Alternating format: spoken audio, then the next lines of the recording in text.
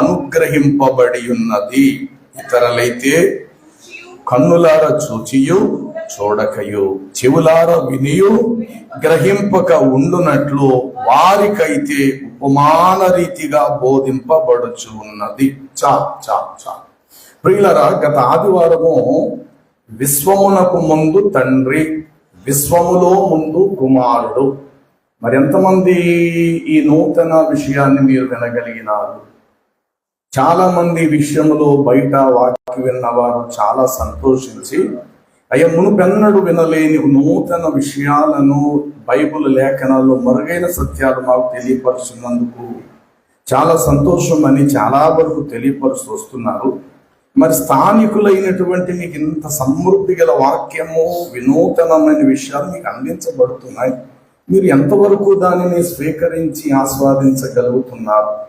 విన్న తర్వాత అవును, ఈ సత్యాన్ని నేను కూడా 10 మందికి చెప్పాలి, 10 మందికి చెప్పాలి, 10 మందికి చెప్పాలి, అది నాలోనే నేను దాచేసుకోకూడదు. ఇంత మర్మయుక్తమైన వాస్తవము, ఇంత తేట తెల్లగా దేవుడు ఈ సహవాసంలో నాకు బయలుపరిచినందుకు ఏదో ఒక సందర్భములో నేను ఈ విషయాలు 10 మందికి చెప్పాలి. ఇది రక్షణ పొందిన తర్వాత మారు మనసు అనుభవంలోకి వచ్చినట్టు మీలో ఆ మంట రగలాలి. ఏదో ఆదివారం చర్చికి వెళ్ళి వాక్యం విని వచ్చేసేవని కాదు. ఈ మాటలు విన్న కర్నూలు ప్రజలు చాలా సంతోషించారు. అన్నా, చాలా విలువైన విషయాలు మాకు తెలియపరుస్తూ వచ్చారు. ఇది 2వ ఆదివారం. గత ఆదివారం, ఈ 5 ఆదివారాలు కూడా క్రీస్తు జననము కూర్చున్న వినూతనమైన మరుగైనటువంటి సత్య సంగతి. ఇది మీరు వినటమే కాదు, ఇతరులకు కూడా వాటిని మీరు చెప్పడానికి మీరు ప్రయత్నం చేయండి. ఏదో ఒక రోజు నేను మిమ్మల్ని అడుగుతా, ఆ సమయం వస్తుంది, నేను చెప్పిన వర్తమానం కరెక్ట్గా తిరిగి మీరు నాకు చెప్పాలి. అప్పుడే మీరు నేను దేవుళ్ళు ఫలిస్తున్నామని, నా మాటలు చక్కగా మీరు అర్థం చేసుకోగలుగుతున్నారు అంటే దేవుని మాట, నా మాటలు కాదు, దేవుడి మాటలు మీరు అర్థం చేసుకుంటున్నారని, తర్వాత మీలో కూడా ఆ ఫలభరితమైన ఆత్మ ఫలిస్తూ ఉన్నదని నేను గ్రహించుకోగలుగుతాను. ఇక్కడ చెప్పిన విషయాలు మీలో బోధపడకపోతే బోధించినది వ్యర్థం. యేసు ప్రభువును వెంబడించిన శిష్యులు అడిగారు, ప్రభువా, ఎందుకు నువ్వు ఇలాగ ఉపమానముగా వీళ్ళందరికీ చెప్పావు అని శిష్యులు అడిగితే, ఆ లూకా సువార్త 8:9 వచనం కూడా చూడండి. 9 వచనం ఏమంటాడంటే, ఆయన శిష్యులు ఈ ఉపమాన భావం ఏమని ఆయన, అంటే ఎంత ఆసక్తి అండి, ఎంత ఆసక్తి. ప్రభు చెప్పాడు కొన్ని విత్తనాలు త్రోవ ప్రక్కన, రాతి నేలన, ముండ్ల పొద, మంచి నేల అని చెప్తే అది ఆ రోజుల వరకు అర్థం కాదా. అది అర్థం కాకపోయేసరికి ప్రభుని అడిగి తెలుసుకున్నారు. ప్రభువా, ఇంత విషయాలు చెప్పేవు కదా, ప్రజలు పిన్ డ్రాప్ సైలెంట్, నీ మాటలు అందరూ విన్నారు, మాకైతే సరిగ్గా అవగాహన కలగలేదు. సరే, ఉపమానంగా చెప్పావు, మాకు కొంత అర్థమైంది, అసలు ఉపమానంగా ఎందుకు చెప్పావు అని అడిగారు. దానికైనా ఏం చెప్పారు అంటే 9వ వచనంలో అడిగారు, ఆయన శిష్యులు ఈ ఉపమానము భావం ఏమిటి అని ఆయనను అడుగగా, ఆయన దేవుని రాజ్యం మర్మము మర్మము మర్మము. ఒక్క నిమిషం నా చూడు, మర్మం అంటే ఏంటి? సరే, మీకు అర్థమవుతుందని చెప్తాను. ఒక ప్లాస్టిక్ డబ్బు, ఒక చిన్న డబ్బు పైన మూత వేసి ఉంది, లోపల నేను ఒక వస్తువు పెట్టాను, ఆడిస్తున్నాను. మీకేం వినబడుతుంది? శబ్దం. బాగా అర్థం చేసుకోండి, శబ్దం. లైట్గా 100 మందిని పిలిచాను నేను, ఇందులో ఉన్నది ఏంటో చెప్తారా, ఈ శబ్దం ఏంటో మీరు చెప్తారా అంటే మీరు ఏమంటారు? ఒక రాయి అంటారు, ఇంకో వస్తువు ప్లాస్టిక్ వస్తువులు ఏదో ముక్క అంటారు, ఒక ఇత్తడి ముక్క అనొచ్చు, రాగి అనొచ్చు, కంచె అనొచ్చు, వెండి అనొచ్చు, బంగారం అనొచ్చు, సంథింగ్. మొత్తం మీద లోపల శబ్దం వస్తుంది అంటే లోపల ఏదో మొత్తం మీద చెక్క ముక్కో, కర్ర ముక్కో, రాయి బెడ్డో, సంథింగ్. మీరైతే చూడలేదు, ఓపెన్ చేయలే, కానీ లోపల ఏమొస్తుంది? దీన్ని మీరు ఏమంటారంటే 100 మందిని పిలిచారు, 100 మంది 100 రకాలుగా చెప్తారు. అప్పుడు నేను చెప్పాను, మీ 100 మంది చెప్పింది తప్పే. అదేంటి సార్, మీరున్నది భూమి మీద, చేతులు ఉంటూ ప్లాస్టిక్ డబ్బు, అందులో ఏదో వేసారు, ఇలా టగటగడమని ఏదో బుడబొక్కలు వాయించిన టగటగడమని వాయించారు, శబ్దం వస్తుంది. మరి ఏమిటో మనకు చూపించచ్చు కదా. నేను చూపించను, కానీ చెప్పండి అని మళ్ళీ అడిగా.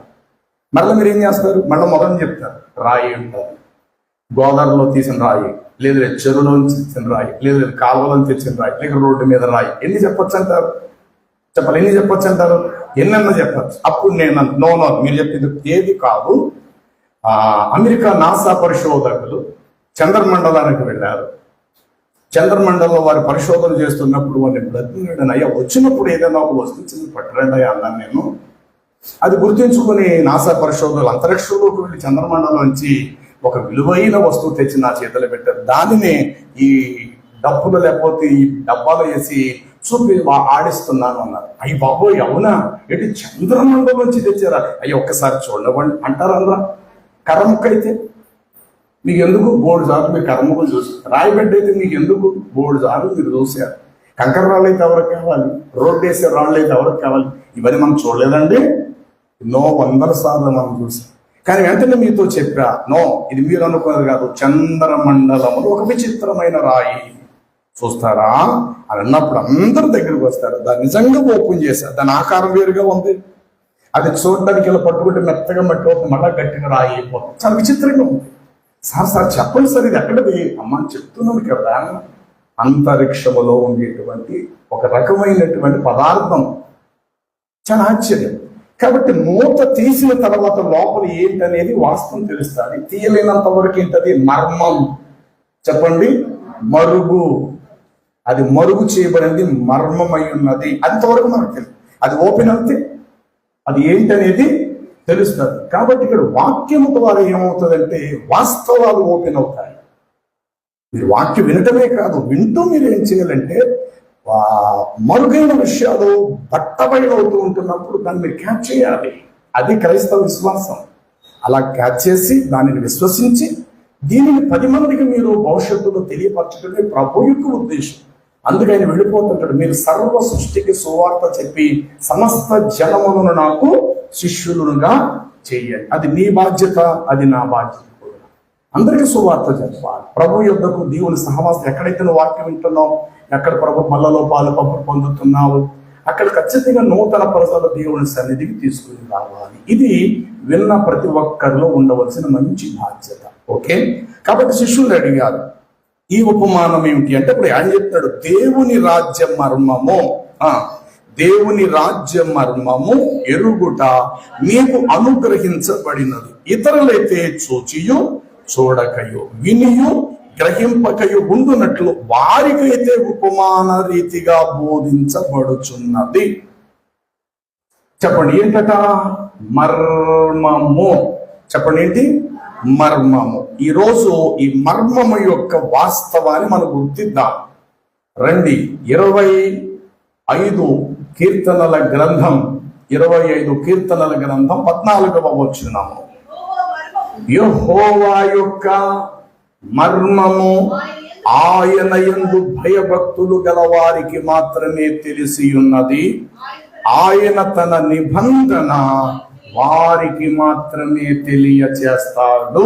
ఇదే మాట యేసయ్య చెప్పాడు. ఇప్పుడు లూకాసు వార్తలో చెప్పిన ఈ మాట, కీర్తనల గ్రంథం 25:14 చెప్పిన మాట ఒకటే.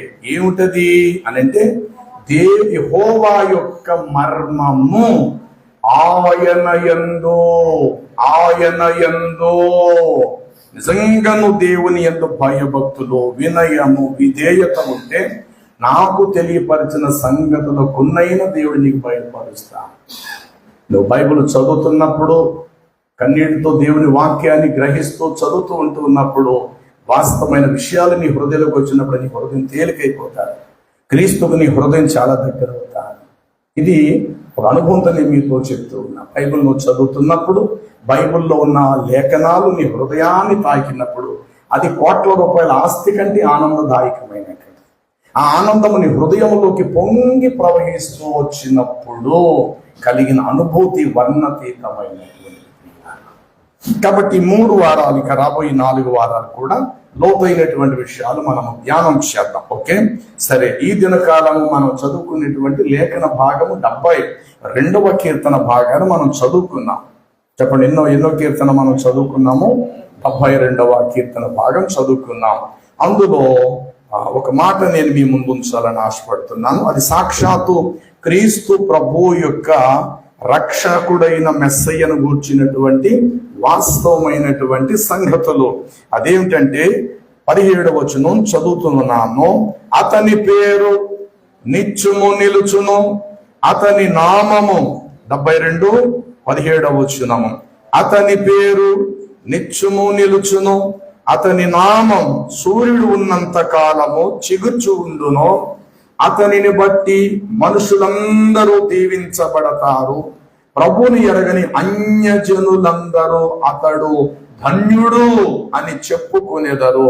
దేవుడైన యెహోవా ఇశ్రాయేలు యొక్క దేవుడు స్తుతింపబడును గాక.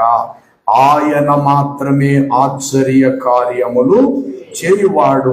ఆయన మహిమ గల నామము నిరంతరము నిలిచి ఉండును గాక. చాలు. ఈ 72వ కీర్తన గ్రంథము యేసుక్రీస్తు ప్రభువును గురించి తెలియపరిచిన విషయం. ఈ లోకములో పుట్టక ముందే పేరు గలించిన వాడు, పుట్టక ముందే ఆయన చరిత్ర ఏమిటని తెలియపరచబడినది క్రీస్తు కోసమే. ఇప్పుడు చనిపోయిన తర్వాత ప్రతి వ్యక్తికి చరిత్ర మిగిల్చి వెళ్ళిపోతాడు. మక్కులు గారండి ప్రారంభంలో ఉండేవాడటండి, ప్రభువుని నమ్ముకున్నాడండి, ఇలా జీవించాడండి, ఈ విధంగా చచ్చిపోయాడండి. అంటే చనిపోయిన తర్వాత నాకు చరిత్ర మిగిలిపోతాది. కానీ అద్భుతం, యేసు ప్రభు వారు పుట్టక ముందే ఆయన కొరకు ముందుగా చరిత్ర.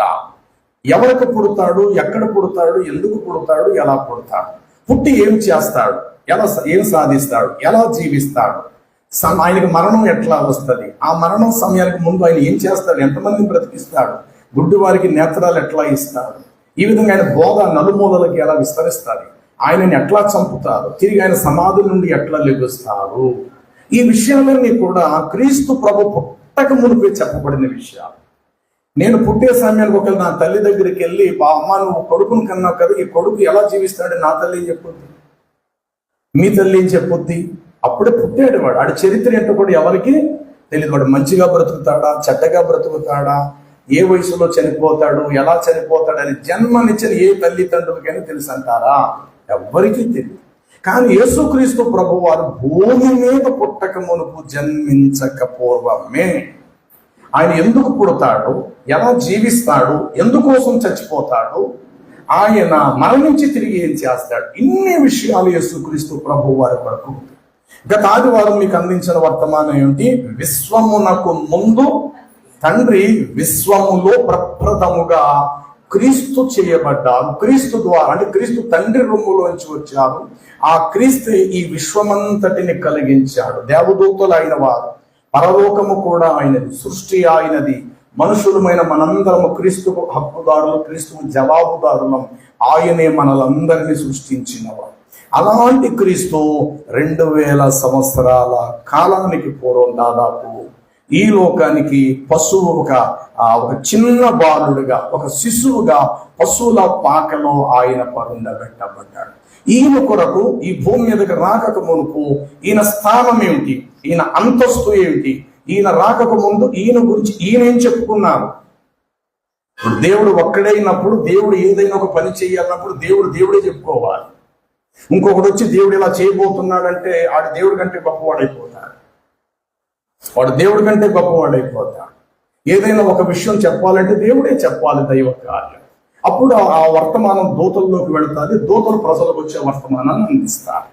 కాబట్టి ఏదైనా చెప్పాలంటే దేవుడే ప్రారంభికుడు, దేవుడే ఆ మాటను స్టార్ట్ చేయాలి. దేవుడు స్టార్ట్ చేయకుండా దేవుడు ఇలా చేయబోతున్నాడని ఒక దూత చెప్పాడంటే ఆ దూత దేవుడి కంటే గొప్పవాడు, దేవుని జ్ఞానానికంటే మించిన వాడైపోతాడు దూత. అవకాశం ఎవ్వరికి దూతలకు కూడా లేదు. దేవుడు చేయబోరినది దూతలకు కూడా తెలియదు. దేవుడు తెలియపరిస్తే అప్పుడు దూతలు వాటిని గ్రహించి ఓహో అని అనుకోవాలి దూతలు. ఇది వాస్తవం. ఆ దూతలు భూమి మీదకి వచ్చి కన్యకైన మరియా గబ్రియేలు వచ్చి, దూత మరియా నీకు శుభమో, నీ కడుపున ఒక రక్షకుడు పుడతాడు అని దూత చెప్తే మరియకు తెలిసింది. మరియకు జరిగిన వాస్తవం ఈరోజు ప్రపంచమంతా మనం తెలుసుకున్నాం. అసలు ఈ మాట ఎవరిలో స్టార్ట్ అవ్వాలి, ముందు భూమి మీదకి రావాలని ప్రప్రథముగా దేవుడికే తెలియాలి. ఇంతకీ ఆయన ఎవరు? హోషేయ గ్రంథం త్వరగా తీయాలి. 11వ అధ్యాయము 9వ వచనం క్రింద మాట మీరు చదవాలి. నేను మీ మధ్య పరిశుద్ధ దేవుడను గాని మనుష్యుడను కాను. అంతే. ఎవరు ఈయన? క్రీస్తు అనంటే ఆయన గూర్చి ఆయనే చెప్పుకుంటున్నాడు. ఆయన భూమి మీదకి రాక పూర్వం ఏమని చెప్పుకుంటున్నాడో తెలుసా? నేను మీ మధ్య పరిశుద్ధ దేవుడు, మీరన్నట్లుగా నాకు ఇది 2 కళ్ళు, కాళ్ళు, చేతులు, శరీరం ఉన్నంత మాత్రాన మీరు అనుకున్నట్టు నేను ఎవరిని కాదో తెలుసా? నేను ఎవరిని కాదు, మనుషుడను కాను. ఎంత మంచి మాట! నా వైపు చూడాలి. మీరు అనుకున్నట్టు నేను దేవుడను. మళ్ళీ ఏ దేవుడును? పరిశుద్ధ దేవుడను. దేవుళ్ళు చాలా మంది ఉన్నారు, మనం పెట్టేసుకున్నాం లోకంలో. అతను దేవుడే, ఇతను దేవుడే, అతను దేవుడే, ఇతను దేవుడే, ఇతను దేవుడే. కానీ అందరిలోనూ పాపం ఉంది. అందుకు ఈ మాట దేవుడు వాడవలసి వచ్చిందన్నమాట. ఆనాడు బబులోనిలో దేవతలు ఉన్నారు, దేవుళ్ళు. అలాగే ఐగుప్తిలో కూడా దేవుళ్ళు దేవతలు ఉన్నారు, సిరియానులకు దేవుళ్ళు దేవతలు ఉన్నారు. ప్రపంచం అంతా దేవుడితో నిండిపోయింది ఆ రోజుల్లో కూడా.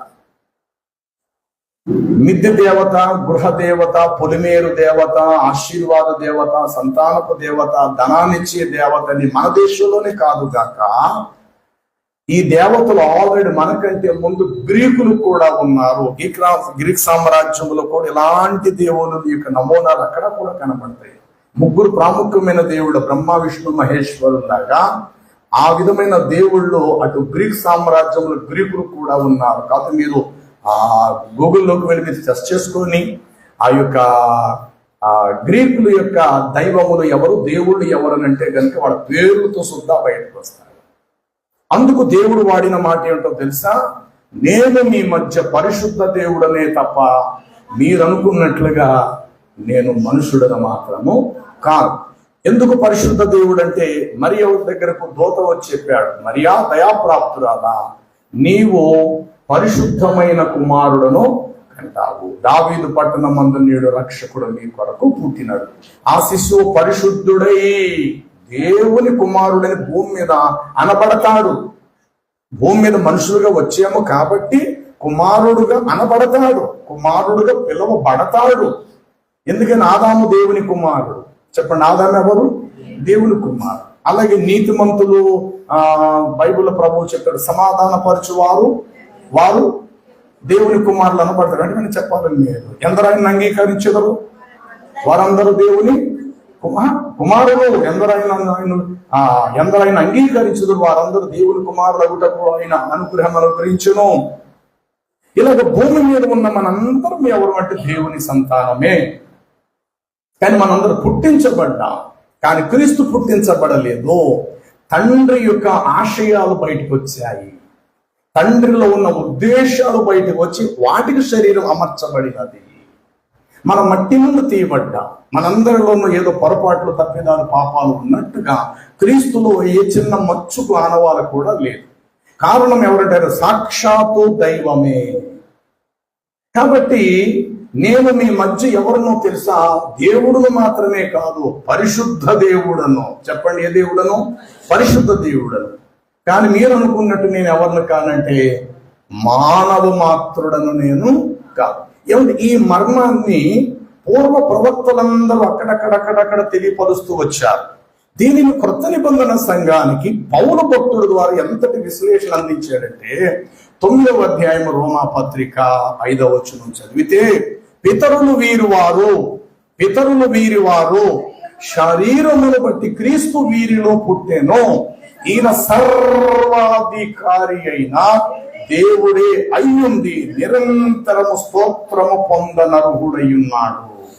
చాలా మంది అంటారు, యేసుకు నమస్కారం పెట్టచ్చా, యేసుకు దండం పెట్టచ్చా, యేసు నామములో ప్రార్థన చేయచ్చా? యేసే వెళ్ళి తండ్రి అని ప్రార్థించాడు కదా. మరి యేసు కంటే తండ్రి ఇంకా గొప్పవాడైనప్పుడు మరి తండ్రికే మనం ప్రార్థించాలి కదా. యేసునామమున ప్రార్థన చేయవచ్చునని ఈ విధముగా దురాత్మల చేత ఎంతో మంది విభిన్నమైన బోధలు బోధిస్తూ క్రీస్తు యేసు ఎడల ఉన్న పవిత్రత నుండి, క్రీస్తు యేసు ఎడల ఉండేటువంటి దైవిక సన్నిహితము నుండి, ఆయన సరళత్వము నుండి దూరపరిచే బోధలు ప్రపంచంలో బయలుదేరిపోయాయి. అందుకని చాలాసార్లు చెప్తాను, ఏ మేత పెడితే ఆ మేత మీ కడుపుకు తినేవాకండి, కడుపు పాడైపోతుంది. ఇది ఎట్లాగనో ఎక్కడ పడితే అక్కడికి వెళ్ళిపోయి 10 మందిలో ఏది చెప్తే అది నమ్మేస్తే గనుక ఆరోగ్యం దెబ్బతినేస్తారు, అంటే ఆత్మీయంగా మీరు దెబ్బతినేస్తారు. ఇక్కడ మీకు పచ్చిక బయళ్ళు ఒక శ్రేష్టమైన ఆహారాన్ని లేఖన రుజువులతో మీకు ఆధారం చూపించబడుతుంది. బైబుల్ ఎంత క్లియర్గా ఉంది. ఆయన మన మధ్యకు వచ్చి మాదిరి చూపించి వెళ్ళాడని రాయబడింది. మాదిరి అంటే ఏమిటి? చేసే పని, తల వంచే విధానం, ఎత్తుకోవలసిన బరువు, వేయవలసిన అడుగులు, ఇవన్నీ మాదిరి మాదిరి మాదిరి మాదిరి మాదిరి. ఆయన మనకు మాదిరి చూపించాడు. ఆ మాదిరిలోనే ప్రభు అంటాడు, మీరు ఉపవాసం ఉన్నప్పుడు మీరు లోపల గదిలోకి వెళ్ళి తలుపు వేసుకొని ఇట్లా ప్రార్థించండి రా. ఏమని? పరలోకమందున్న మా తండ్రి, మీ నామం పరిశుద్ధపరచబడును గాక అంటూ ఈ విధముగా మీరు ప్రార్థన చేయండి ఆయన చెప్పటమే కాదు, తండ్రి అని అంటూ ఆయన కూడా సంబోధించారు. ఎందుకు ఇలా ఆయన చేసుకొచ్చాడు అంటే, ఆయనకు దండం పెట్టుకున్నాడా? ఆయనకు నమస్కారం చేసుకున్నాడా? ఆయనకు స్థుతులు స్థుతులు స్థుతులు అని ఆయనకు చెప్పుకున్నాడంటే ఈ మాట చాలా అజ్ఞానంగా ఉంటారు. కాదు, మనకు మాదిరి చూపించటానికి పరలోకము నుండి ఆయన ఈ లోకానికి దిగి వచ్చారు. మీ దగ్గర 100 రూపాయలు ఉన్నాయి. మీ దగ్గర 100 రూపాయలు ఉన్నాయి. 1, 2, 3, 4 అని 100 కాగితాలు ఉన్నాయి. అందులో 1 రూపాయి నేలన పడినది. దాన్ని ఏమంటాం? డబ్బు అంటారు. చెప్పండి వెంటనే. ఏమంటారు దాన్ని? నేనంటారు, నో 99 రూపాయలే డబ్బులు అని నేను అన్నాను. మీరేమంటారు? పిచ్చోడా, కింద పడిన రూపాయి కూడా డబ్బులే అంటారా బాబు అంటారా? ఈ విషయం జ్ఞానం ఉందా మనకు? లేదా? 100 నోట్లు ఉన్నాయి, 2 రూపాయి కాగితాలే, రూపాయి కాగితాలే, రూపాయి కాగితాలే. ఎందుకు లెక్కాడుతున్నాను? వాడు కింద పడిపోయింది. కింద పడిందని కాగితం ముక్క అన్నావా, డబ్బులు అన్నావా? నేనంట నో, అది పేపర్ రా బాబు, ఇది నా చేతులు ఉన్నాయి డబ్బులు అంటే ఊరుకోండి చెప్పారు. కానీ అందులో 1 కింద పడింది, దాన్ని కూడా డబ్బే అంటారు. మరి 99 రూపాయలు ఏమంటారు? డబ్బే అంటారు. మరి కింద పడిన రూపాయి కాగితాన్ని ఏమందాము? కొంచెమైనా మనకు ఉండాలి కదా. ఆయన అక్కడే ఉన్నాడు తండ్రిగా. తండ్రిలో ఉన్న అమరత్వం శరీరం ధరించి వచ్చింది. మరి అమరత్వం క్రీస్తుగా రాకముందు అమరత్వం ఎవరిలో ఉంది? మరి అప్పుడు ఆయన ఏమై ఉన్నాడు? తండ్రే, దేవుడే అయి ఉన్నాడు. మరి వచ్చిన వాడు ఇలాగ స్తుతులు చెప్పుకోవటంలో పిచ్చితనం అంటే కాదు సుమా. ఆయన మనకు మాదిరి చూపించి వెళ్ళారు. మీరు కూడా ఇలాగ ప్రార్థించండి. ఈ గ్రహింపు మనకు కలిగితే గనుక సమాజంలో క్రీస్తు యొక్క ఔన్నత్యాన్ని మన హృదయాలు నింపుకోగలుగుతాము, సమాజానికి మనము అందించగలుగుతాం. సరే, ఇక్కడ రోమా పత్రికలో పౌలు చెప్పినట్లు పితరులు వీరి వారు శరీరమును బట్టి క్రీస్తు వీరిలో పుట్టెను. ఈయన ఎవరో? ఓ ఇశ్రాయేలీయులారా, ఓ శాస్త్రులారా, మీరు అనుకున్నట్లు మరియమ్మకు పుట్టినంత మాత్రం వడ్లవాని కొడుకు అనుకుంటున్నారా మీరు? లేకపోతే 33.5 సంవత్సరాలు మన మధ్య తింటూ, మన మధ్య బట్ట కట్టి, మనలాగే పడవలో నిద్రపోయి, మనకులాగా పొలాలంటా సముద్రం తీరమంటా సంచరించి తిరిగినటువంటి ఇతగాని మీరు ఏమనుకుంటున్నారు? మరియమ్మ కొడుకు మాత్రమే అని అనుకుంటున్నారా? పిచ్చోళ్ళరా? కాదు. ఈయన ఎవరు అనంటే సర్వాధికారి అయిన దేవుడే అయ్యుండి నిరంతరమును ఆయన స్తోత్రహారుడైన. ఈ మధ్యకాలంలో కొందరంటారు అసలు యేసు ప్రభు దేవుడని. యేసు ప్రభు ఎక్కడైనా చెప్పుకున్నాడు ఏంటంటే మీ బైబుల్లో? దమ్ముంటే మేము సవాలుకు పిలుస్తున్నాం, వారి డిబేట్కి రావాలి, వచ్చి మాట్లాడాలి, యేసు ప్రభు దేవుడని ఎక్కడైనా చెప్పుకున్నాడు. ఇలాంటి మాటలు కొన్ని విని విశ్వాసులు అవిశ్వాసంలోకి వెళ్ళిపోతారు. ఒక మాట, యేసు ప్రభు దేవుడని చెప్పుకుంటేనే నా దేవుడు. ఒకడు పేరును బట్టి దేవుడు కాదు, తత్వ క్రియాశీల తత్వాన్ని బట్టి దేవుడు. ఇప్పుడు బంగారం, నేను బంగారం అని చెప్పుకోవాలా? చెప్పాలి. బంగారము, నేను బంగారం అని చెప్పుకోవాలా?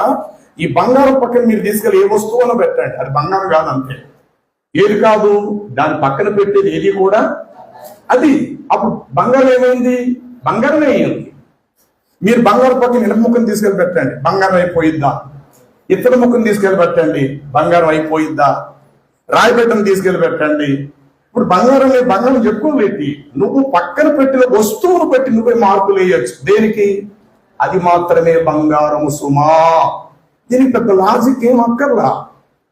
బంగారం ఒక 1/4 కేజీ బరువు ఉందేమో, అదే 1/4 కేజీ బంగారం 1/4 కేజీ ఇనుమును తీసుకెళ్ళండి, ఇత్తనం తీసుకెళ్ళండి, రాగిని తీసుకెళ్ళండి, కంచును తీసుకెళ్ళండి, ఇంక ఏదేదో తీసుకెళ్ళిగా పెట్టండి. అందులో ఒక్కదానికి మాత్రమే పేరు పెడతాము, బంగారం ఇది అని. మిగతా వాడి పేరు పెడతామా? చెప్పాలి. ఎందుకు పెట్టము? కాదు కాబట్టి అని చెప్పాలి. ఎందుకు పెట్టము?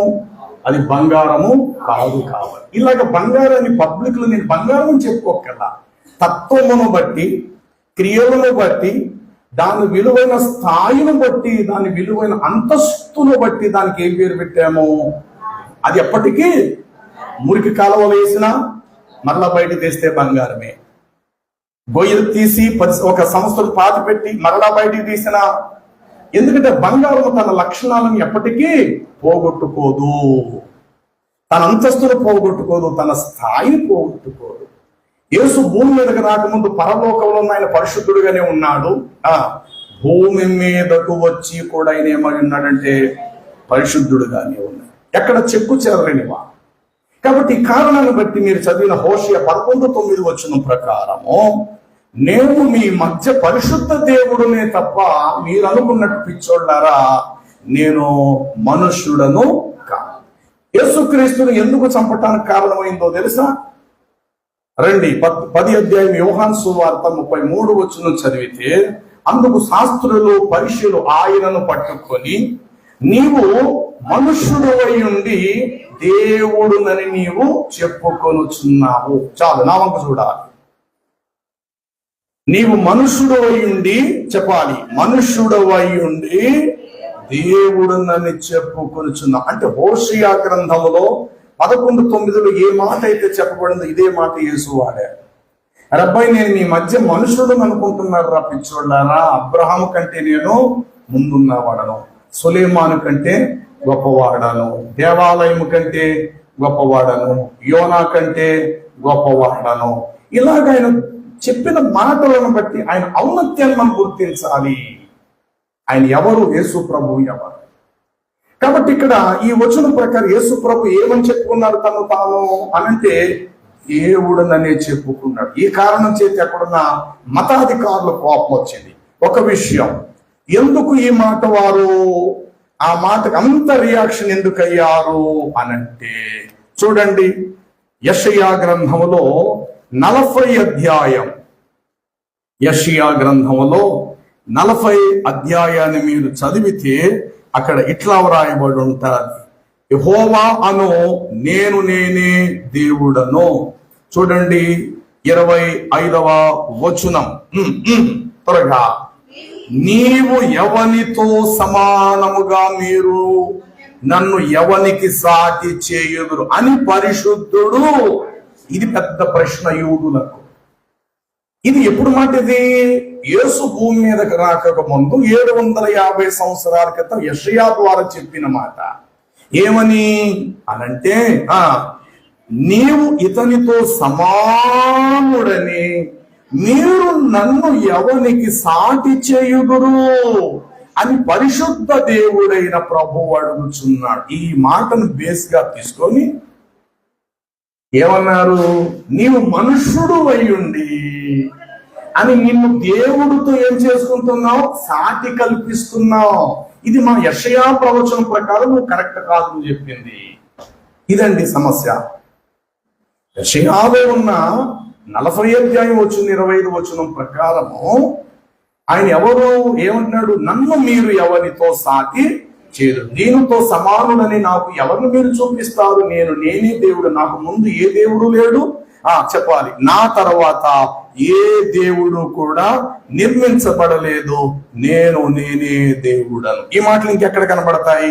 చూడండి యెషయా గ్రంథం 44 వచనాన్ని మీరు చదివితే 6వ వచనము కింద మాట చెప్తున్నాను, ఇశ్రాయేలు రాజైన యెహోవా, వారి విమోచకుడైన సైన్యములకు అధిపతి యెహోవా, నేనే మొదటి వాడను, నేనే కడపటి వాడను, నేను తప్ప ఏ దేవుడు లేడు, ఆదిలో ఉన్నవి సమస్తము నియమించినది మొదలుకొని నేను తెలియజేయవచ్చునట్లు తెలియజేయగలవాడు ఎవడు లేడు, అట్టి వాడు ఎక్కడైనా ఉన్న ఎడల నాకు తెలియ చెప్పవలెను, ఆ సంగతిని నాకు ప్రచురింపవలెను, అట్టి వారు భవిష్యత్ విషయములను రాబోయే సంగతుల విషయములో తెలియచెప్పవలవారై ఉండవలసి ఉన్నది.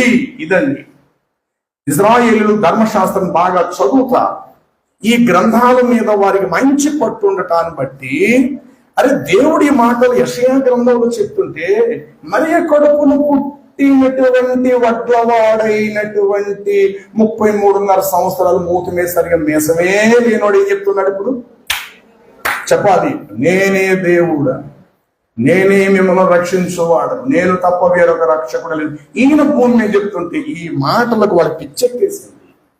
ఎందుకని పూర్వం ఉన్నటువంటి గ్రంథముల జ్ఞానం కలిగిన వారు యూదులందరూ మంచి పట్టున్నవారు. 42 చూడండి, 42:8 వచ్చున్నాము. యెహోవాను నేనే, ఇదే నా నామం, మరి ఎవ్వడికి నేను నా మహిమను నేనిచ్చేవాడను కాను, నాకు రావలసిన స్తోత్రాలు విగ్రహములు కూడా చెందనీయను. అంటే నేను దేవుడను, ఇదే నా నామం, మరి ఎవరికి నా మహిమను నేనిచ్చువాడను. మరి అన్నప్పుడు ఇప్పుడు యేసు మహిమ పొందుతున్నాడు భూమి మీద. నమ్మకం చూడాలి.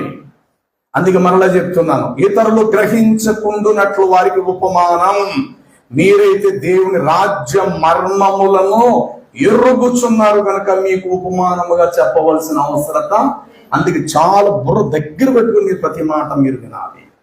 ఇప్పుడు యూదులు మనం చదివిన యోహాను సువార్త 10:33 ప్రకారము ఆయనను ఎందుకు చంపజూచెను అక్కడ కింద మాట రాయబడింది, నీవు మనుషుడు అయ్యుండియో. మరి ఇక్కడ యెషయా గ్రంథ ప్రవచనాలకు అర్థమైపోతున్నాయి. యేసు ప్రభు చెప్పిన మాట ప్రకారంగా ఏం రాయబడింది, నువ్వు మనుష్యుడు అయ్యుండి చెప్పాలి, దేవుడు నన్ను చెప్పుకొనుచున్నందునే నిన్ను చంపబోర్చును. అంటే యూదులు చేసింది తప్పేం కాదు. యూదులకు దేవుడి మహాప్రాణం, ఆ ప్రాణమును బట్టే ఇక్కడ ప్రవచనాలు ఏం రాయబడ్డాయి, నేను దేవుణ్ణి, నేను తప్ప వేరొక రక్షకుడు లేడు, ఇదే నా నామం, నా మహిమ నేను మరి ఎవరికి నేను వచ్చేవాడు కాను, నాకు ఎవరిని మీరు సాటి కల్పించటానికి వీలు లేదు అన్నాడు ఆ దేవుడే. మరి భూమి మీదకి వచ్చిన నరవతారిగా ఉన్న ఈయనేం చెప్తున్నాడు, నేను దేవుడిని. మరి అందుకు సమస్య రాదా వాళ్ళకి, ఇబ్బంది రాదా వాళ్ళకి? అందుకే చంపజూచ్యం. చంపిన తర్వాత పునరుద్ధారుడైన తర్వాత గ్రహించారు, బాబోయ్ ఆయన ఎవరో కాదు, ఈయనే లోక రక్షకుడు.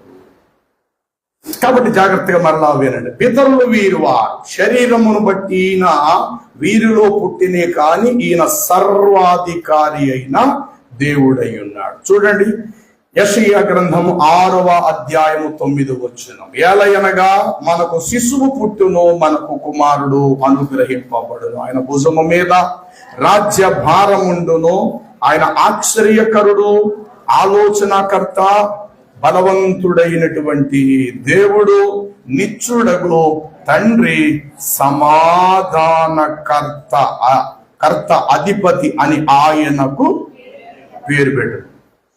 ఏం రాయబడింది ఇక్కడ వచ్చున్నారు చెప్పాలి. ఆశ్చర్యకరుడు, ఆలోచనకర్త, బలమైన దేవుడు, నిత్యుడగు తండ్రి, సమాధానకర్త అని అధిపతి అని చెప్పి ఆయనకి ఏం పెట్టబడు. యేసు ప్రభు చెప్పిన మాట ఏంటి మీరు వినండి. 23 మత్తయి సువార్త 8-9 వచనాలు. మత్తయి సువార్త 23:8-9 వచనాలు. మీరైతే బోధకులని పిలువబడకండి, ఒక్కడే మీకు బోధకుడు, మీరందరూ సహోదరులు, మరియు భూమి మీద ఎవ్వనికైనా తండ్రి అని. ఒక్క నిమిషం ఆగండి, అక్కడ అసలు విషయం బయటపడింది. అంటే భూమి మీద ఎవరికి ఏం పేరెట్టద్దు, తండ్రి అని పేరెట్టదు. కొన్ని చోట్ల మనం చూస్తాం దేవుడయ్యా, దేవుడమ్మ, అబ్బో దేవుడికి అమ్మ, దేవుడయ్యా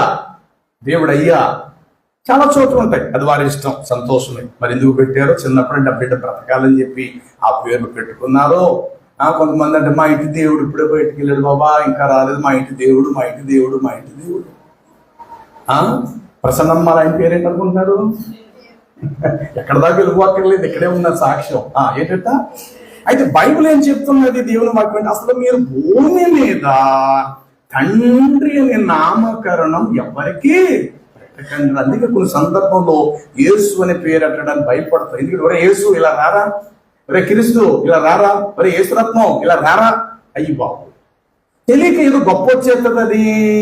ఆ పాత అజ్ఞానం లేని క్రైస్తవులు మా బాబు పేరు మరియమ్మ పాప పేరు మరియమ్మ అనేటండి. మరియమ్మ ఏం చేస్తుంది? ఎక్కడెక్కడో తిరుగుతాడు. యేసు బాబు ఏం పెడతాడు? తెల్లారి అందరికంటే ముందు సారాతో పాటు ఈడే ఉంటాడు. ఏసుగా నీతో పాటు బాటలు పట్టరా అంటాడు. ఎంతవరకు ఇది న్యాయము? అంటే జ్ఞానం ఉన్న క్రైస్తవులు దయచేసి ఈ పేర్లు పెట్టుకోవద్దు. అందుకే కొన్ని సందర్భం మాట చెప్తున్నాం. అబ్రహాం అని పేరు పెట్టుకుని అన్యాయంగా బతికే కంటే అపరావ్ అని పేరు పెట్టుకుని ఆనందంగా బతకడం మంచిది. చెప్పండి, అబ్రహాం అని పేరు పెట్టుకుని అది అన్యాయంగా అబ్రహాం అంటే నిజంగా భూమి మీద అబ్రహాం అనే పేరుకు రెండవ అబ్రహాం ఎవరంటే తెలుసా ప్రియులారా? అబ్రహాం లింకన్, అమెరికా అధ్యక్షుడండి. అతడండి నిజంగా చేతులైతే నమస్కరించాలి. ప్రపంచానికి అద్భుతం అబ్రహాము లింకన్. అందుకే దయచేసి క్రైస్తవులకు దైవ పేర్లు పెట్టే కంటే ఫ్యాషన్ ఏం పేరు పెట్టట, స్టైల్, స్మైల్ ఈ పేరు పెట్టడం మంచిది. క్రైస్తవులకు ఏం పేరు పెట్టాలట? ఈ పేర్లే మంచిది అన్నమాట. అమ్మ స్తంభం, అమ్మ లకడి అంటే కర్ర, అమ్మ పుష్పం పుష్ప, అమ్మ పుష్పం పుష్ప 1, పుష్ప 2 ఈ పేరు పెట్టేది మంచిది. ఎందుకని? పూలు ఎలాగ వాడిపోతాయి, రేఖలు ఎలాగ రాలిపోతాయి. ఎందుకు వచ్చింది ఆ బాధ? మరియమ్మ మహాతల్లి, భూలోకములో ఆ తల్లికి మించిన సాటి మరొక తల్లి లేదు. కాబట్టి బాబా మా బాబుకి బాబోలు పేరు ఎట్టేడు బాబా తల్లులు అడుగుతుంటారు కొంతమంది. ప్రేమ ఉండొచ్చు, నేను కాదంటారు పిల్లలంటే. కానీ ఇలాంటి పేర్లు పెట్టడం కంటే అందులో ఏదో తక్కువ స్థాయిలో ఉన్న వారి పేర్లు పెట్టుకోవడం మంచి. అంటే తక్కువ స్థాయి అంటే నిజంగా పేర్లు కూడా కరెక్ట్ కాదు. మోషే ఇది కూడా కరెక్ట్ కాదు. భూ సంబంధం పేర్లు పెట్టేది మంచిది. అయితే ఇక్కడ ప్రభు చెప్పిన మాట ఏమిటంటే మీరు తండ్రి అని ఎవరికి పేరు పెట్టద్దు అన్నప్పుడు యేసుకు మాత్రం తండ్రిని ఎందుకు పేరు పెట్టారు? అక్కడ యెషయా 9:6 ఆశ్చర్యకరుడు, ఆలోచనకర్త, భగవంతుడు దేవుడు, నిత్యుడగు తండ్రి, సమాధానమునకు కర్తయ్యకు అధిపతి అని అతనికి పేరు పెట్టబడును అన్నారు. అంటే ఇప్పుడు యేసుకు తండ్రి పేరు పెట్టబడిందా లేదా? ఆ యేసు తిరిగి భూమి మీదకి వచ్చిందా దేవుని తెలుసా? మీలో ఎవడనో తండ్రి అని పేరు. ఈ కారణాన్ని బట్టి ఈయన ఎవరో తెలుసా? తండ్రి.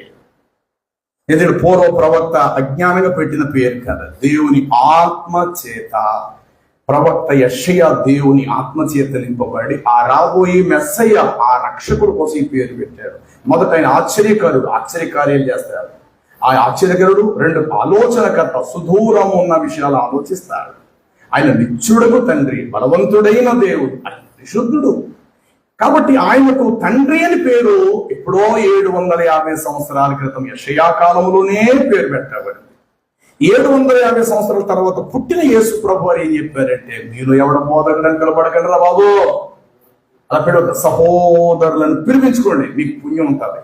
2 మీలో ఎవడికి తండ్రి అని పేరు పెట్టబాకండి, మీకు ఒక్కడే తండ్రి.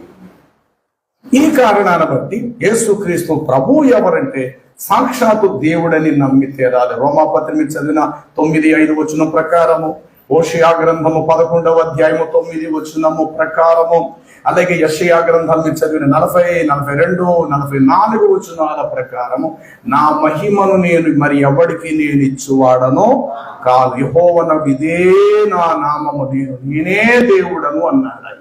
యేసు ఎప్పుడైతే ఆయన రక్షకుడుగా అద్భుతాలు, చచ్చిపోయిన వారిని బ్రతికిస్తూ చేస్తూ వచ్చారో ప్రజల గుండెల్లో రాళ్ళేడిపోయింది. ఏంటి యెషయా గ్రంథములో దేవుడు నేనే దేవుడను నన్ను మహింపరుచున్నట్టు ఇక్కడ ప్రజలందరూ ఈయన మహింపరుస్తున్నారే.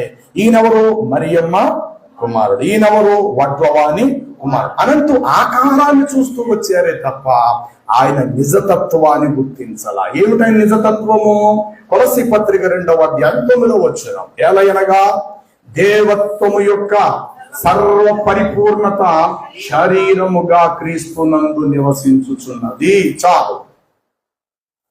దేవత్వము యొక్క అంటే దేవునిలో ఉన్న అపారమైన తత్వం. అసలు దేవుడు ఏంటి తత్వం? అసలు దేవుడేంటి? దేవుడు పుట్టుక చావు లేనివాడు, ఆకలి కొననివాడు, నిరంతరము జీవించేవాడు. అలాంటి దేవుని యొక్క తత్వము భూమి మీద శరీరధారిగా వచ్చిన వాడు ఏం చేసాడు తెలుసా? మన మధ్య ఆకలి కొన్నాడు. నేను వృషభముల మాంసం తిందునా, పొట్టేళ్ల రక్తము త్రాగుదునా, నేను ఆకలి కొనినను నేను నీతో చెప్పుదునా, నేను ఆకలి కొనివాడను కా. ఇది పై స్థానం. మరి భూమి మీదకి వచ్చి ఏం చేసాడు ఈయన? ఆయన దప్పికొన్నాడు, మనుషుడు వలె. ఆయన ఆకలి కొన్నాడు, మనుషుడు వలె. ఆయన నిద్రపోయాడు, మనుషుడు వలె. వీటిని చూసి యెషయాలో ఉన్న దేవుడితో పోల్చడానికి వీరికి ఇష్టమో లేదు. ఈ కారణము చేత ఆయనను చంపజూచేది. కాబట్టి యేసుక్రీస్తు ఎవరో అని చెప్తే కనుక తండ్రిలో నుండి తీయబడిన తత్వం. దేవుడు వెలుగై ఉన్నాడు, దేవుడు చావులేనివాడు, దేవుడు జీవమై ఉన్నాడు, దేవుడు పరిశుద్ధుడై ఉన్నాడు, దేవుడు సత్యమై ఉన్నాడు, దేవుడు కనికరమై ఉన్నాడు, దేవుడు నీతి అయి ఉన్నాడు. అసలు దేవుళ్ళు ఏమేమి ఉన్నాయో చూస్తారా? నిర్గమాకాండం 33వ అధ్యాయం ఒకసారి చూద్దాం.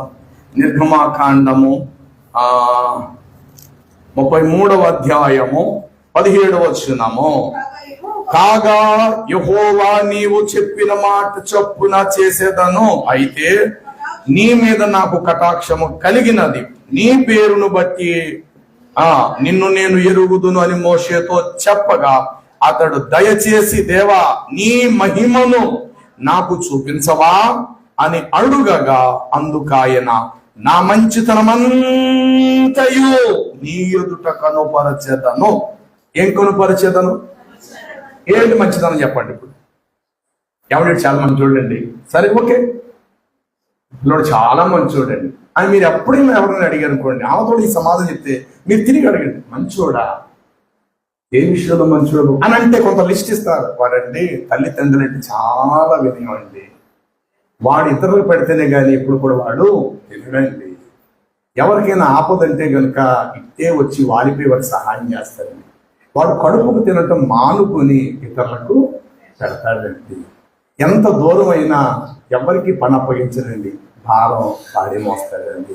నిజంగా ఇక్కడ ఉన్న స్కూల్ పిల్లల్లో ఈ పిల్లడు చాలా మంచివాడండి. అంటే మంచివాడు అని అంటే వాడి లక్షణాలు చూడాలి కదా, ఒక్కొక్కటి బయటకు వస్తుంది. అమ్మ మాటకు లోబడతాడు, నాన్న మాటకు లోబడతాడు, వాడు కడుపుకు చూసుకోడు, ఇతరులకు పెడతాడు, ఎంత ఉన్న ఇది దాచుకోడు, మనసుకి మాట్లాడతాడు, కష్టం అంటే ఉన్నపాటున సహాయం చేస్తాడు.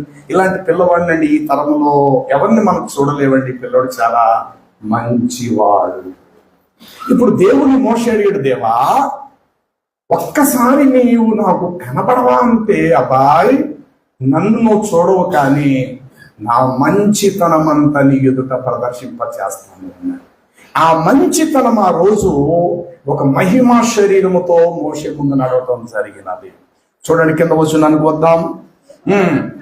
యెహోవా అను నామము నీ ఎదుటి నేను ప్రకటించేదను, నేను నిన్ను కరుణించు వానినే కరుణించేదను, ఎవని యందు కనికరం ఉంచెదను వాని యందే కనికరము చూపెదను అని నేను. మరియు ఆయన, నీవు నా ముఖమును చూడజాలవు, నువ్వే కదా బాయ్, ఏ నరుడును నన్ను చూచి బ్రతకడు. అందుకే మీకు చెప్పా, సమీపింపరాని తేజస్సు ఆయన ఒక్కడే ఉన్నాడు. దేవదూతలు సైతం కూడా ఆయన ఈ రోజు వరకు చూడరా.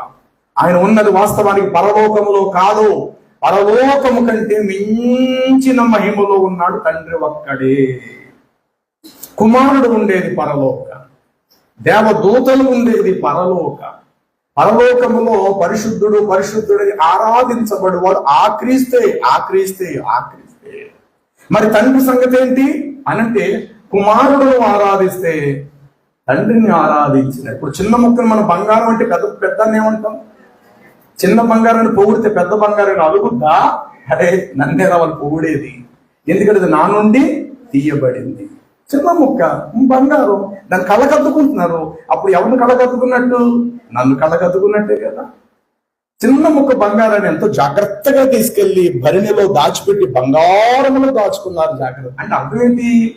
నన్ను జాగ్రత్తగా దాచుకున్నట్టే కదా. ఎందుకంటే ఆ చిన్న బంగారం ఎంతో నా నుండి తీయబడింది కాబట్టి దానిని గణపరిస్తే నన్ను గణపరిచినట్లే. ఇప్పుడు కొడుకు కలెక్టర్ అయ్యాడు, తండ్రి రిక్షావాడు. తండ్రి రిక్షా తొక్కునే కూలి పని చేసుకున్నాడు, కొడుకు కలెక్టర్ అయిపోయాడు. హఠాత్తుగా ఆయన కలెక్టర్ పోస్ట్ పుచ్చుకొని ఉన్న పాటున ఇంటికి వచ్చాడు. వెంటనే ఇంటి ముందు ఫుల్ సెక్యూరిటీ, పొలమని జనాభా అంతా కూడా పూలమాలలు పూలమాలలు పూలమాల పట్టుకున్నారు. అప్పుడే తండ్రి కష్టపడి చెమటూర్చి టవల్తో ముఖం తుడుచుకుని, ఏంటి నా ఇంటి ముందు ఇంత జనాభా ఉన్నారు, అని రిక్షా ఎక్కడో పెట్టాడు. ఈయన ఒక దండ వేయటానికి అందరూ రెడీగా ఉంటే ఆ కొడుకు ఒక్క నిమిషం ఆగాడు, మా నాన్న వస్తారు, ఒక్క నిమిషం ఆగాడు, నాన్న వస్తారు, ఒక్క నిమిషం ఆగాడు. ఈయన ఎక్కడో రిక్షా పెట్టుకుని ఏంటి నా ముందు ఏమైంది మా ఇంటికాడ అనుకుని నీట్గా వస్తున్నారు. ఇప్పుడు కొడుకు పరుగు పరుగున వెళ్ళి తండ్రి కాళ్ళ మీద పడ్డాడు. ఏంటి అప్పుడు అన్నాడు, నాన్న నువ్వు చెమటూర్చి కష్టపడి నన్ను చదివించినందుకు ఈరోజు నేను కరెక్ట్ నాన్న అని ఒకడు పోల్దండ వేసుకొచ్చి ఇతను మెల్ల అయిపోతుంటే ఆ పోల్దండ ఆ కొడుకు ఎవరికేసాడంటే తండ్రికి వేసాను. అయ్యా ఈ రోజు నేను ఎలా ఉన్నట్టు ఇది నేను కాదు, నా తండ్రిలో నుండి నేను వచ్చాను. ఈ స్థాయిలో నేను ఉండటానికి కారణం ఎవరు? నా తండ్రి. ఇప్పుడు కొడుకును గణపరుస్తుంటే తండ్రిని బాధపడతాడా? ఆనంద బాష్పాలు ఆలోచిస్తాడా? నా నుండి బయటకు వచ్చిన నా కొడుకు ఎంత గొప్ప పాట.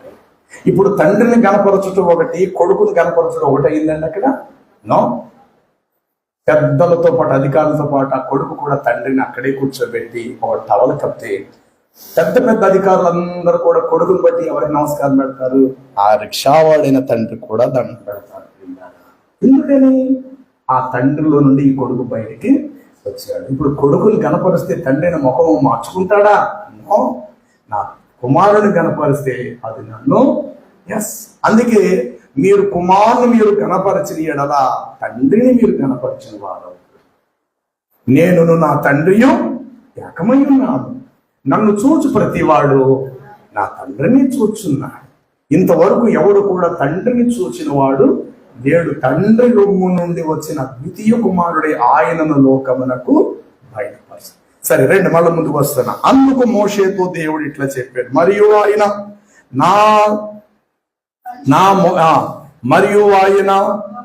నీవు నా ముఖమును చూడజాలవు, ఏ నరుడునో నన్ను చూచి బ్రతక జాలడనెను. మరియు ఆయన, ఇదిగో నా సమీపమున స్థలమున ఒక బండ ఉన్నది, ఆ బండ మీద నువ్వు నిలవబడి ఉండుమో, నా మహిమ నిన్ను దాటి వెళ్ళుచుంటుండగా ఆ బండ సందుల్లో నిన్ను ఉంచి నిన్ను దాటి వెళ్లే వరకు నా చేతితో కప్పెదను. నా చెయ్యి ఒక్కసారి వెనకకు తీసిన తరువాత నా వెనక పార్శ్వము నువ్వు చూస్తావు, కానీ నా ముఖము నీకు కనబడదని మోషేతో చెప్పాను. ఏం చూస్తావు నీవు? నా వెనక పార్శ్వ. అదే 34:5-6 వచనాలు చూడండి, పేపర్ తిప్పండి. ఏ వేగముగా యెహోవా దిగి, ఆ మేఘములో యెహోవా దిగి అతను అక్కడ నిలిచి యెహోవా అను నామమును అక్కడ అతనికి ప్రకటించి అతని ఎదుట అతడు దాటి వెళ్ళుచు యెహోవా కనికరము, దయా, దీర్ఘశాంతము, విస్తారమైన కృపా సత్యమును గల దేవుడైన యెహోవా వేవేల మందికి కృప చూపుచు. ఏమున్నాయంటండి? దీర్ఘశాంతం, విస్తారమైన కృపా సత్యములు. 22:14 గాఢమైన మేఘములో ఆయనకు చాటుగా ఉన్నవి ఆయనను చూడలేదు, ఆకాశములో ఆయన ఇటు అటు తిరుగుచున్నాడు. చాలు చెప్పండి, మీరు వచ్చిన వాడు ఈయన సంచరిస్తున్నాడు. అటు ఇటు అటు మేఘములలో ఆకాశములు తిరుగువాడు ఈయనే, ఆకాశములు ఇటు అటు సంచరించువాడు. ఇప్పుడు రండి, దేవత్వం యొక్క సర్వ పరిపూర్ణత అంటే అక్కడ మోషేకు దేవుడు చెప్పాడు చూసారండి, నా మంచితనము యావత్తు నేను నీ మధ్య ఉంచెదను. అప్పుడు నేను నన్ను వెళుతుంటుండగా నా వెనక పార్శ్వము చూస్తావు తప్ప నా ముందు భాగాన్ని నీవు చూడలేవు. ఆ వెనక పార్శ్వ భాగమే ప్రభువైన యేసుక్రీస్తు. మోషేను దాటుకొని వెళ్ళిన వాడు ఆ క్రీస్తునాథుడే. ఎంత అద్భుతం! ఏమంటే ఇలా ఆలోచిస్తే ప్రపంచానికి యేసు ప్రభు అందుకే ఇలాంటి విషయాలు వింటున్నప్పుడు నాకు చాలా నవ్వేసుకొస్తుంది. అరే బాబు, నీకు బైబిల్ పరిజ్ఞానం ఉందా? దేవుని విలువైన అంతస్తు అంటే నీకు ఏమైనా తెలుసా? లేఖనాల్లో ఉండే దైవ జ్ఞానం ఎప్పుడైనా నువ్వు నింపుకోగలిగినావా? దీన్ని చదువుతో పని లేదు కాక దేవుడు కోరి ఏర్పరచుకుంటే ఆ ఔన్నత్యమే ప్రత్యేకంగా ఉంటుంది. అద్భుతం అది. అందుకే పామరులైన వీరికి ఇంత జ్ఞానం ఎక్కడది అని చెప్పి అపోస్తుల కోసం రాయబడినారు. కాబట్టి దేవుడు నిజంగా ఏర్పరచుకున్నప్పుడు మనం చదివిన 25 కీర్తన 14 వచ్చింది, తీకండి వినండి. యెహోవా యందు భయభక్తులు గల వారికి ఆయన తన నిబంధన తెలుసు, ఆయన తన మర్మములను వారికి బయలుపరచునుంది. కాబట్టి నెంబర్ 1 వినండి. ఇతరులకైతే ఉపమానముగా చెప్పబడుతుంది, మీరైతే లేఖనములను గ్రహించువారు. కాబట్టి గ్రహించండి. దేవత్వం, సర్వ పరిపూర్ణత, ఆయన మంచితనము, కృపా, దయా, ఆశానిగ్రహము మొదలు ఈ లక్షణాలన్నీ కలిపి శరీర రూపములో ఈ భూమి మీదకి రావటం జరిగింది. నిర్గమాకాండం 29:45 వచనం కూడా ఒక్కసారి చూసేయండి. నిర్గమాకాండం, నేను ఇశ్రాయేలీల మధ్య నివసించి వారికి నేను దేవుడునై ఉంటాను. ఎక్కడ నివసించి? ఇశ్రాయేలీల మధ్యకు వస్తాను. ఇంకేం చెప్పాలి? యేసు ప్రభు దేవుడని. ఇంత కొండ గుర్తులు ఉన్నాయి. అబ్బాయి లేదండి, ఆయన దండం పెట్టాడు బాబు, ఆయన మళ్ళాంటి మనిషి అండి. నో, మనలో ఆయన సహోదరుని వంటి వాడిగా వచ్చెను. ఇప్పుడు యేసు ప్రభు గొర్రె పిల్ల ఉంది, రోడ్డు మీద పోతున్న గొర్రె పిల్లకి వేసిన పేరు పెడదామా? మాట జాగ్రత్తగా ఆలోచించండి. ఎవడో గొర్రెలు కాపురున్నాడు, గొర్రెలు కాస్తున్నాడు, అందులో గొర్రె దగ్గరికి వెళ్ళి యేసుబాబు అంటే ఇదే, యేసుబాబు అంటే ఇదే, యేసుబాబు అంటే ఇదే. ఎందుకంటే బైబిల్లో దేవుడు చెప్పాడు, యేసుబాబు గొర్రె పిల్ల అని చెప్పాడు. కాబట్టి గొర్రె అని చెప్పి గొర్రెలు నమస్కరించాలంటుంది. ఉదాహరణ చెప్పండి, ఉదాహరణను గొర్రె పిల్లగా వచ్చాడు, కానీ వచ్చింది మనిషిగానే వచ్చాడు ఆయన. అలా చెప్పి కొమ్ములతోనూ గొర్రె పిల్లగా వచ్చాడండి ఆయన ఏమన్నా? నో, మనిషిగానే వచ్చాడు. కానీ వర్ణన ఏమిటి? ఇదిగో లోక పాపములను మోసుకొని పోవు దేవుని వర్ణన, వివరణ. అలా అని చెప్పుడు రోడ్డు మీద ఎవడో గొర్రెలు కాసుకుంటా గొర్రె దగ్గరికి నేను వెళ్ళిపోయి ఇదిగో యేసుప్రభు అంటే ఈయనండి బాబోయ్ గొర్రె పిల్లనండి దేవుడంటే ఎంత పిచ్చది, ఎంత అజ్ఞానం ఉంది. ఆకారానికి, మాట, స్వభావానికి అట్లా పిలిపించబడ్డాడే కానీ ఈయన సర్వాధికారి అయిన. ఇప్పుడు యేసు పౌలు ఏమంటాడు? ఆ బండ క్రీస్తే అన్నాడు. చెప్పండి, ఆ బండ క్రీస్తు. మీరు హైదరాబాద్ వెళ్ళండి, 3 బండ్లు ఎదురవుతాయి. ప్రతి బండ మీద చేసి యేసుప్రభు అంటే ఇదంటే కుదురుతా? ఏమంటే బండ అంటే బండ అయిపోతాడా? బండ అంటే బండలో నుండి నీళ్లు వచ్చాయి కాబట్టి ఆయన నుండి రక్తం వస్తాయి. మోషే దానిని కొట్టగా నీళ్లు ప్రవహించెను, అలాగే నేను కొరడాలతో చీల్చగా రక్తము వచ్చెను. ఆ నీళ్లు తాగి ఇశ్రాయేలు ఏమయ్యారు? దప్పిక తీర్చుకున్నారు. యేసు ఏం చెప్పాడు? నా రక్తము త్రాగువాడే నిత్య జీవము గలవా. అంటే పోలికలు. అలా అని చెప్పి రోడ్డు మీద ఉన్న బండకు దండం పెట్టమని కాదు ఇక్కడ అర్థం. కాబట్టి బైబిల్ గ్రంథంలో ఉన్నటువంటి ఆ వాక్యాలు సాదృశ్య రూపములు మీకు తెలియపరుస్తూ, ఛాయారూపములు మీకు బోధించబడుతూ వచ్చే కానీ నిజ స్వరూపము క్రీస్తే.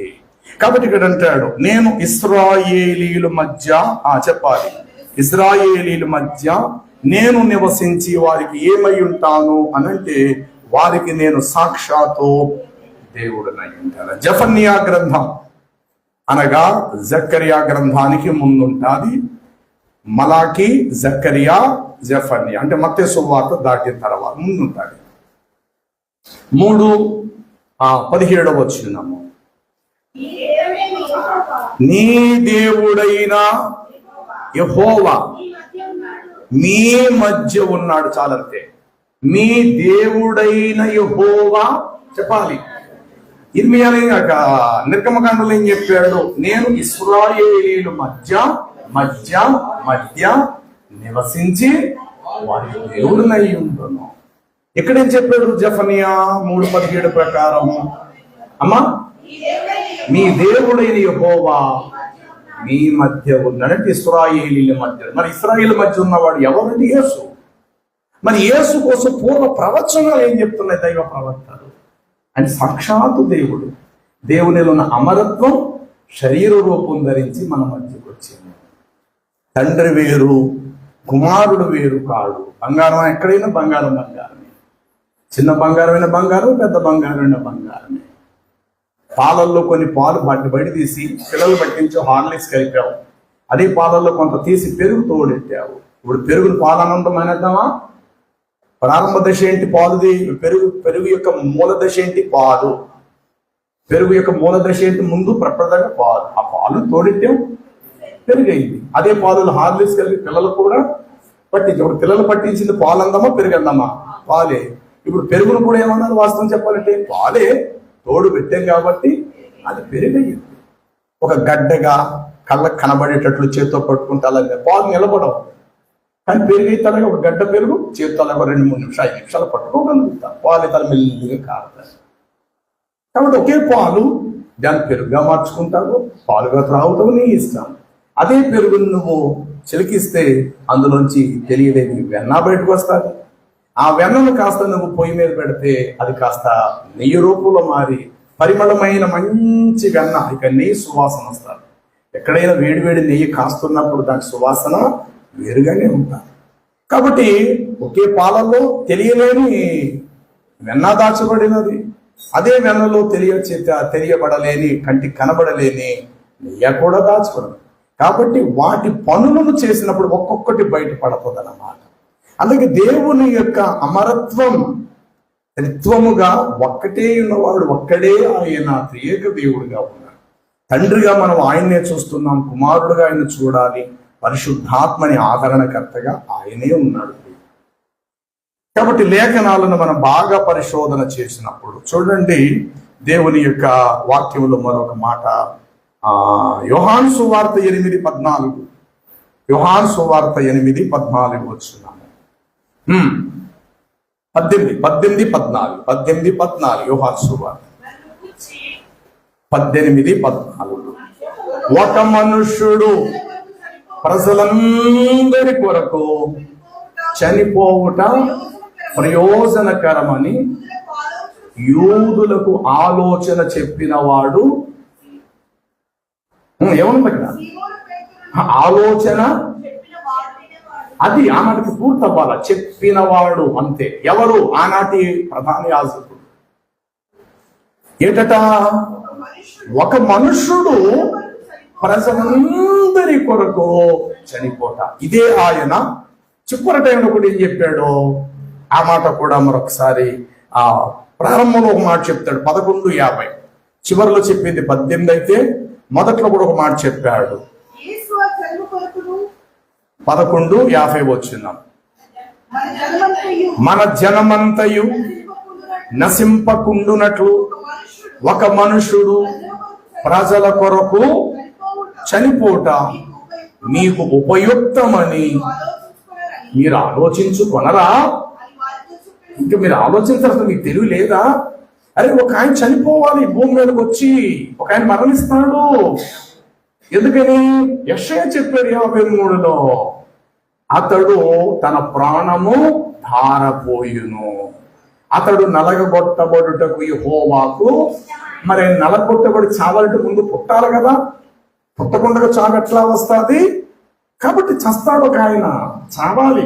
ఆ చచ్చిన వాడు నీలాంటి నాలంటుడు అయి ఉండకూడదు. మరణమును జయించేవాడు చావాలి.